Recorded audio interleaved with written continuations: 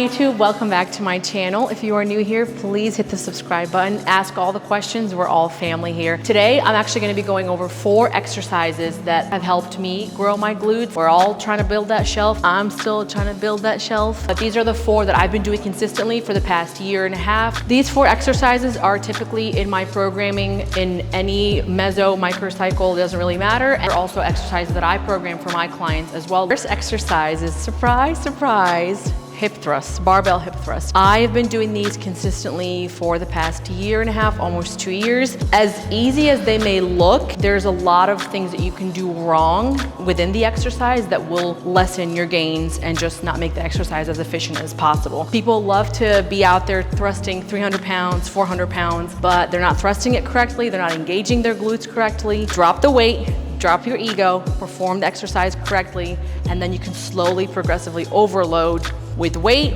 or with reps or with tempo. So let's not forget that progressive overload is just not the weight on the bar. It could be that you could do more reps, that you could slow down your tempo, that you could better engage the muscle. So those are all examples of progressive overload. So when doing hip thrusts, you want your legs and knees to be at a 90-degree angle. If we are too far out, we're engaging more of our hamstrings / quads, and if we're too far in, then we are engaging mostly our quads and our glutes are not doing the work. Another example of mistakes that people make is when they're thrusting up, their back is kind of arched. At that point, your back is really carrying the load. Over time, this can cause injury. So what you want to do is bring your core. So if we're over here, you want to kind of bring your core back in. Once we bring that bar in, we want to engage our core. We're going to come up. And as we're coming down, you want your neck to stay neutral with your spine. Remember, your neck is a part of your spine. So we don't want this and this. You want to move, think of yourself as a lever. You're gonna move together. Everything needs to move together. So we're coming up and we're going down.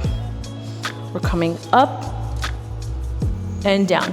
And it's okay to let your head go back once you go up. So if I'm going up, going up, my neck is back, and I'm coming down. Going back down, coming up. As you can see, my glutes are fully contracted here. So when I said earlier, most people like to load the bar and just thrust. When they're thrusting, you can tell that the weight is too heavy for them because they're coming up at about here and then coming back down. Now here, we're not really working anything. So just with 45s on each side, you up your rep number and really work on that tempo. So as you can see, I'm squeezing up here for like at least 3 to 4 seconds, slowly coming back down.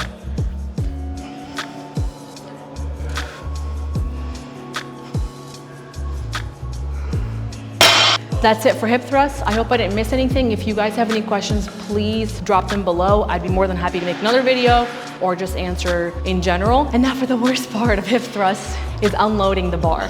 We'll move on to the next exercise after I'm not out of breath and unload the bar. Next is the back foot elevated lunge. So you can find either a step box if you have one at your gym. If not, I usually just stack 2 45 plates on top of each other because that's enough like height to go down. And I'm sorry, I think I said back foot elevated lunge. I meant back foot elevated curtsy lunge. With this one, you're still performing the curtsy. So you're gonna have your leading foot just angled a little bit. And we want the back foot that's supporting us to also be somewhat in line with the leading foot. So you don't want, I'm gonna step off the plate for a second. You don't want your leg to be like over here because that's just awkward. It's awkward and it will 100% yield in some pain. You don't want your leg to be over here because then it's kind of like the normal traditional curtsy lunge. So as you can see, I'm kind of in line with my foot here. So we'll do the same thing when we come up here, step out. When stepping out, you want to have a pretty far out stride when you're stepping out because we want to target the glutes. So as you can see, I'm pretty far out and I'm gonna lean forward a little bit. My foot's gonna be angled and I'm going to come down and up, down and up. If I'm too far in, then I'm really working my quads. So do that, And since we want to target our glutes, you want to come out.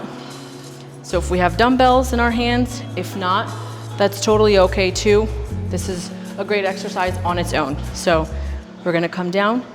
And as you can see, my torso is leaning forward a little bit to really bias that glute that's working. So think of this way. And I'm coming down and up, down and up, down and up. Remember, with all of these exercises or any compound movements, this is really when your abs are working. Like crunches are all cool and rope crunches and all that stuff. That's awesome. But if you don't know how to cue yourself to brace your core when you're picking up heavy weight and moving it up and down or sideways or whatever the direction may be, that's when injury can happen. So imagine I have dumbbells on me. So I'm gonna go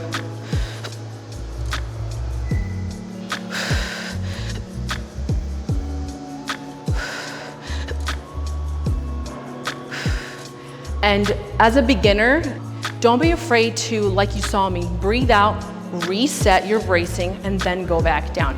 This is really gonna help prevent any sort of back injury, especially with movements like this. As you can see, your back is in a kind of in a vulnerable position this way, because as a beginner, our core is pretty weak if you think about it. Most people do this, and then they're doing this. And I see this a lot with my clients.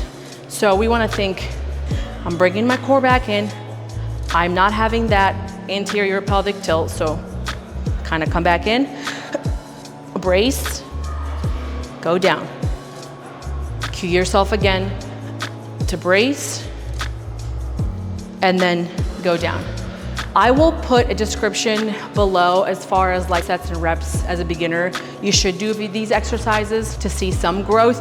I just don't want to kind of ramble on and on right now. So that was curtsy lunge with an elevated back foot. So you're gonna switch legs and do the same thing. The next exercise is bent knee RDLs. Yes, all RDLs have some sort of knee bend, but this one has more of knee bend than like a straight leg RDL, which with a straight leg RDL, we are going like this.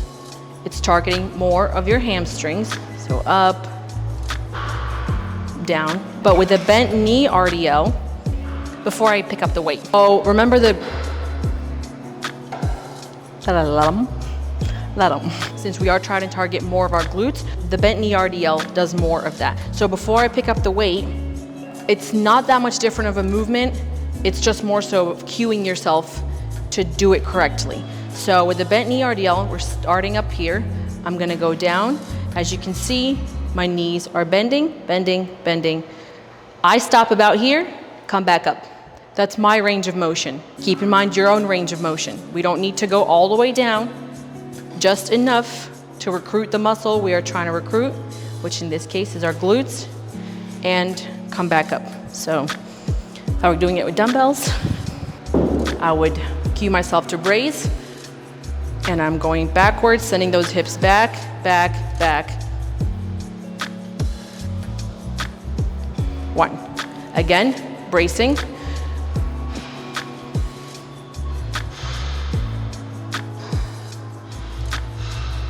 2. And these really take a lot of work, honestly, to just kind of learn. I'm still working on them as well, just because there's 2 things happening. You're teaching or you're telling yourself to send those hips back while still bracing your core, and then knees are slowly softening up as I'm coming down.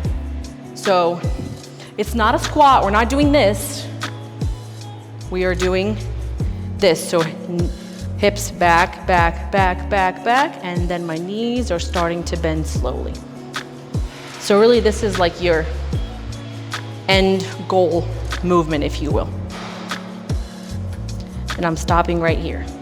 These have honestly been my favorite for glute growth. Again, they're called a bent knee RDL. They target more of your glutes. And now we're gonna move on to our last exercise. The last exercise, and really truly the love of my life, is the leg press.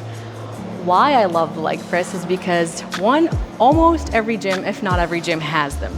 2, you can manipulate it in so many ways to work so many muscles. You can work your quads, you can work your hamstrings, you can work your glutes. 3, it's probably the safest exercise that you can progressively load and minimize like getting hurt. Because hip thrusts, you can easily get injured. RDLs, you can easily get injured. Even lunges, you can easily get injured. With this one, you brace correctly and your butt's not coming off the seat, you can pack on those plates and pack on the dumpiness of the truck. So for glute growth, we want our feet to be high up on the platform. So about right there. Toes might hang off just a little bit, and that's fine. Now here's the mistake that almost every client of mine makes when we're doing these is do this. So weight's coming down, and then they're pushing up. And that is painful as fuck on your lower back, and I guarantee you an injury, especially if you were putting the plates on. So again, really focus on bracing your core correctly. So I'm coming down. As you can see, my core is braced. I'm gonna come down. You wanna push with your glutes and with your legs. We're not pushing off with our back. So take your time, breathe in.